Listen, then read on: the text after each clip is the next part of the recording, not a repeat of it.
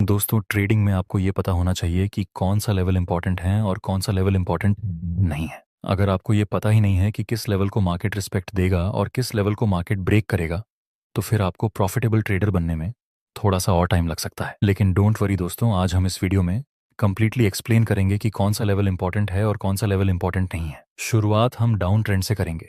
यहाँ प्राइस नीचे आ रहा था, जिसमें ये रेसिस्टेंस है, ये सपोर्ट है और ये भी रेसिस्टेंस है। लेकिन इनमें से हमारे काम का लेवल कौन सा है? तो देखिए, जहां प्राइस होती है उसके आसपास के लेवल ही हमारे काम के होते हैं। जैसे कि यहां प्राइस इस सपोर्ट के पास है तो ये लेवल हमारे काम का है, और इसके बाद ये रीसेंट स्विंग वाला लेवल हमारे काम का है। फिलहाल इसके अलावा कोई भी लेवल इंपॉर्टेंट नहीं है। लेकिन सिर्फ ये दो लेवल ही क्यों इंपॉर्टेंट है? चलिए इसका आंसर देता हूं। यहां पर प्राइस पहले नीचे आ रहा था, मतलब डाउन ट्रेंड। फिर प्राइस ने यहां से पुल बैक लिया और ऊपर गया। फिर एक स्विंग बनाने के बाद प्राइस फिर से नीचे गिरा। तो अगर ये स्विंग ऊपर की तरफ ब्रेक हो जाए तो फिर ये डाउन ट्रेंड अप ट्रेंड में रिवर्स हो जाएगा। इसलिए हमने इस लेवल को महत्व दिया। और अगर ये लेवल ब्रेक हो जाए नीचे की तरफ तो ये डाउन ट्रेंड कंटिन्यू रहेगा। नेक्स्ट मार्केट ने इस लेवल को ब्रेक कर दिया। अब यही लेवल के आगे रेसिस्टेंस का काम कर सकता है। आगे हम देखें तो मार्केट थोड़ा सा ऊपर जाता है और इस लेवल से नीचे गिर जाता है। अब ध्यान से देखना, अगर आप यहाँ से इस ग्राफ को देखते हैं तो पीछे बहुत सारे लेवल हैं। देखिए, ये रेसिस्टेंस है, ये सपोर्ट है, ये भी सपोर्ट है, ये भी रेसिस्टेंस है और यहाँ भी ये सपोर्ट है।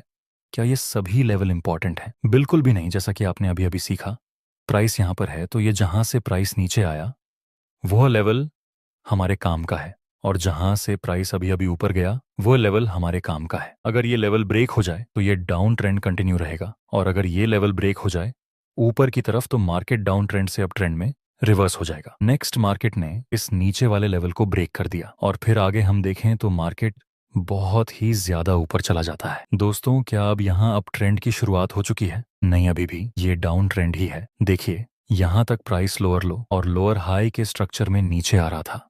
ये है रीसेंट स्विंग या फिर रीसेंट लोअर हाई। तो जब तक ये रीसेंट स्विंग ऊपर की तरफ ब्रेक नहीं होता तब तक हम इसको डाउन ट्रेंड ही कहेंगे। अगर ये रीसेंट स्विंग ऊपर ब्रेक हो जाए तब हम इसको अप ट्रेंड बोल सकते हैं। नेक्स्ट प्राइस इस लेवल से नीचे गिर जाता है। अगर यहाँ पर कोई बिगिनर ट्रेडर होता तो वो कुछ इस तरह से लेवल ड्रॉ करता है, लेकिन आपको ऐसा नहीं करना है।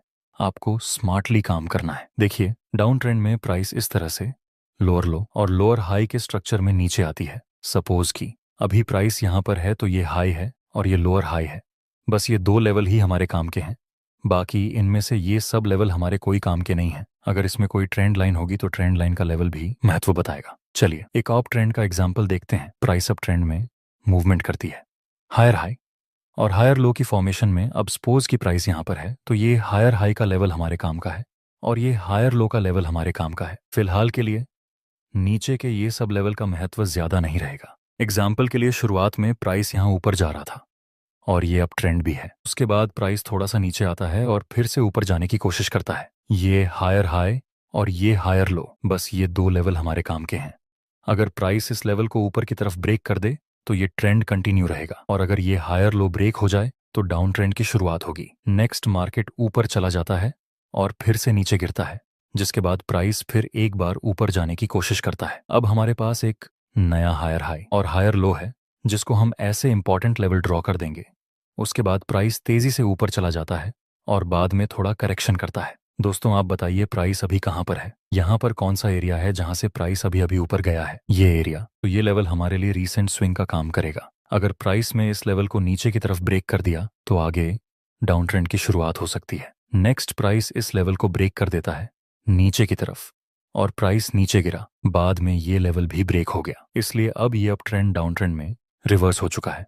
दोस्तों, इस तरह से आप higher high and higher low की मार्किंग करके इंपॉर्टेंट लेवल को ड्रॉ कर सकते हैं। लेकिन याद रखना, आपको सिर्फ लेवल के बेस पर एक भी ट्रेड नहीं लेना है, क्योंकि ट्रेडिंग में कोई भी लेवल कभी भी ब्रेक हो सकता है। आपको इंपॉर्टेंट लेवल के पास किसी कैंडलस्टिक पैटर्न या किसी चार्ट पैटर्न के बेस पर ट्रेड लेना है। सिर्फ ये सिखाना जरूरी नहीं कि कौन सा लेवल इंपॉर्टेंट है और कौन सा लेवल इंपॉर्टेंट नहीं है। सबसे ज्यादा जरूरी है कि आप लेवल को किस तरह से ड्रॉ करते हैं। जैसे कि आपने किसी चार्ट में सपोर्ट लेवल ड्रॉ किया तो यहाँ आप सिर्फ एक लाइन को ड्रॉ नहीं कर सकते। सपोर्ट का मतलब सिर्फ एक लाइन नहीं होती है, ये पूरा एक एरिया है जहाँ से काफी सारे लोगों ने बाय में एंट्री किया होगा। तो इसलिए आपको इसे सिर्फ एक लाइन की तरह नहीं बल्कि एक जोन की तरह ट्रीट करना है। जब आप किसी ट्रेंड लाइन को ड्रॉ करते हैं, उस वक्त भी आपको ट्रेंड लाइन को सिर्फ एक लाइन की तरह नहीं देखना है, आपको इसे एक परफेक्ट जोन की तरह यूज करना है, कुछ इस तरह से। चलिए इंपॉर्टेंट लेवल को आइडेंटिफाई करने का एक दूसरा तरीका आपसे शेयर करता हूँ। इसके बारे में बहुत ही कम लोग डिस्कस करते हैं। देखिए, आप कोई भी ट्रेडिंग करें, स्कैल्पिंग ट्रेडिंग, इंट्राडे ट्रेडिंग या फिर स्विंग ट्रेडिंग, ये सभी में आपको बॉटम टू टॉप या फिर टॉप टू बॉटम एनालिसिस करके इंपॉर्टेंट लेवल ड्रॉ कर देना चाहिए। एग्जाम्पल के लिए, अगर कोई 15 मिनट की टाइम फ्रेम यूज करता है तो उसे एक आवर की टाइम फ्रेम में शिफ्ट होना है और वहां पर जो इंपॉर्टेंट लेवल है उसको ड्रॉ कर देना है। अगर कोई 1 आवर की टाइम फ्रेम यूज करता है तो उसे 4 आवर की टाइम फ्रेम में शिफ्ट होकर सारे इंपॉर्टेंट लेवल ड्रॉ कर देना है। ऐसा करने की वजह यह है कि बिगर टाइम फ्रेम के सपोर्ट रेसिस्टेंस और ट्रेंड लाइन का सपोर्ट रेसिस्टेंस वह स्मॉल टाइम फ्रेम में हर्डल का काम कर सकते हैं। चलिए एक लास्ट तरीका बताता हूं जिसको मैं पर्सनली यूज करता हूं और फॉलो भी करता हूं। वह है डेली टाइम फ्रेम का हाई लो मार्क करना। जैसे कि पूरे दिन में मार्केट ने किस जगह पर हाई मारा था और किस जगह पर लो मारा था और कौन सी प्राइस पर मार्केट क्लोज हुआ। हाई लो और क्लोजिंग प्राइस अगले दिन के लिए इंपॉर्टेंट सपोर्ट रेसिस्टेंस का काम कर सकती है। इस तरह आप अलग अलग तरीकों से इंपॉर्टेंट लेवल को फाइंड कर सकते हैं। आपको कौन सा तरीका सबसे ज्यादा अच्छा लगा?